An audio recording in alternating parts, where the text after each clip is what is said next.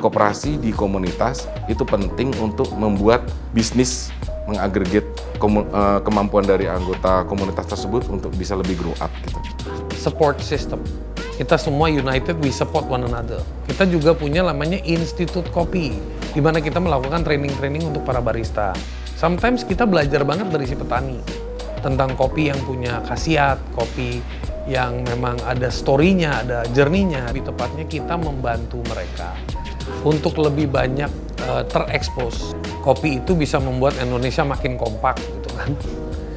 Indonesia makin optimis, Indonesia penuh dengan jiwa persahabatan dan inovatif. Di Batu Tuntas kali ini, kami diberi kesempatan untuk membahas tuntas komunitas kopi Indonesia sambil mendatangi kedai kopi milik Kokopi. Kokopi atau Koperasi Komunitas Kopi Indonesia yang berdiri nggak hanya sebagai komunitas kopi semata, juga turut hadir bersama aksi yang nyata. Kokopi yang bervisi misi untuk menyejahterakan komunitas petani kopi Indonesia dan untuk mendorong kopi Indonesia menjadi kopi nomor 1 di dunia pada tahun 2022 dianggotai oleh 158 orang dari latar belakang yang sangat beragam. Nah, semangat dari didirikannya Kokopi akan kami bahas tuntas langsung bersama sang pencetusnya. Halo Mas, bisa diceritain nggak latar belakang dari didirikannya Kokopi ini?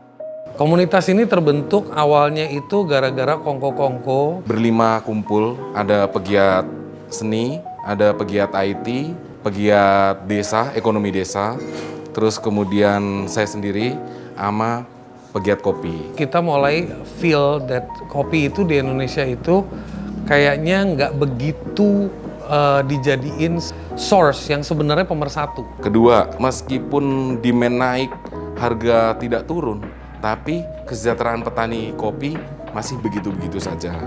Nah, dari situ kita feel that it's time untuk kita unite, kita do something, dan kita punya goal adalah menomorsatukan kopi Indonesia secara dunia. That is our vision. Nah, kenapa berdiri sebagai komunitas yang memiliki koperasi Mas di dalamnya?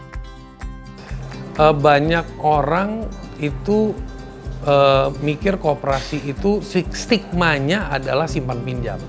Sebenarnya koperasi itu punya nilai gotong royong. Together we stand, divided we fall. Ya kan? Very simple. Itulah koperasi. Jadi intinya koperasi di komunitas itu penting untuk membuat bisnis mengagregat kemampuan dari anggota komunitas tersebut untuk bisa lebih grow up gitu. Nah, itu gimana caranya mengedukasi? Ya membuat contoh. Nah, itu yang kita sedang lakukan. Apakah itu mudah? Tidak. Tapi apakah itu mungkin? Sangat. Itu yang kita believe. Oke, setelah komunitas ini berbentuk badan usaha, siapa aja nih yang tergabung di keanggotaannya?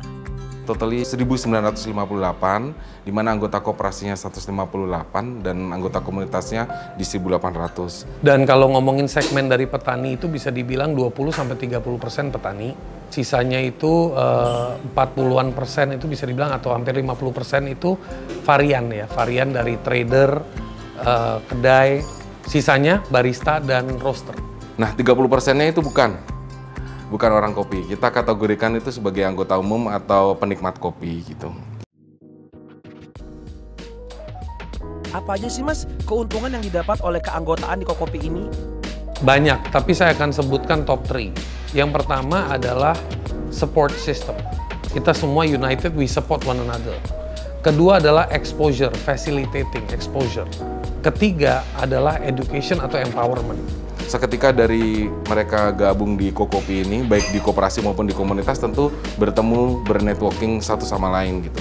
Saling membutuhkan komoditas, baik itu dari biji kopi, terus kemudian turunannya, itu mereka juga saling bertemu langsung gitu ya. Kita mengkoneksikan mereka dengan para kedai maupun dengan para traders. Kita juga punya namanya Institut Kopi, di mana kita melakukan training-training untuk para barista. Di situ juga kadang-kadang petani ikutan sponsoring, dia punya produk kopi untuk diintroduce, ya kan?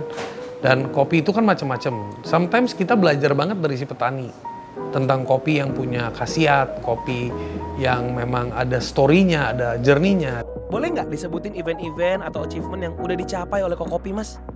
Kalau event besar ada 4. Event besar pertamanya Kokopi di Januari 2017. Nah, di situ kita berhasil selama 5 hari transaksi 2 miliar, laku bin 4 ton. Kita ada unit namanya Kopi United. Jadi kita menggunakan Kopi United as the vehicle ya, untuk si petani itu bisa mengirim atau bisa ikutan dalam acara-acara exhibition untuk memasarkan produk dia. Kita sempat tembus hampir 6 ton dalam 1 hari penjualan biji kopi doang. Kadang-kadang ada event siapa kita ikutan, ada dikasih 1 booth, 2 booth, terus itu kita jadiin tempat di mana para petani ngirim sampel produk, kita bantu jualin. Ada nggak program reguler yang terus dilakuin buat mendukung petani-petani kopi makin sejahtera? Jadi bahasa sejahtera itu ambigu, bahasanya lebih tepatnya kita membantu mereka untuk lebih banyak terekspos, satu. Kedua, mereka kalau terekspos mereka akan punya paksaan untuk mengembangkan diri. Kalau disuruh tuh nggak bisa.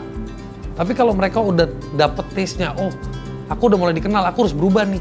Nah itu satu cara. Kedua, penjualannya naik. Kalau penjualannya naik, itu juga akan meningkatkan produktivitas dia dan profitnya dia. Kita mendorong adanya satu kegiatan ekonomi di pedesaan, pemaksimalan hubungan dengan dana desa juga. Itu bisa di desa penghasil kopi tadi itu bisa ada kedai kopi. Harapan apa nih yang ingin dicapai oleh Kokopi sendiri untuk kedepannya? Jadi kami ingin satu gerakan cepat proses transformasi Kokopi yang dimana 1 tahun ini kita dampaknya positifnya melebihi dari yang 3 tahun sudah pernah kita buat gitu. Salah satunya B2B dengan beberapa pihak yang bisa membantu produk-produk teman-teman yang terkena dampak COVID itu bisa kembali establish lah ya. Kopi itu bisa membuat Indonesia makin kompak gitu kan. Indonesia makin optimis, Indonesia penuh dengan jiwa persahabatan dan inovatif. Itu kuncinya, 4 itu yang kita punya harapan dan menjadi pemain global.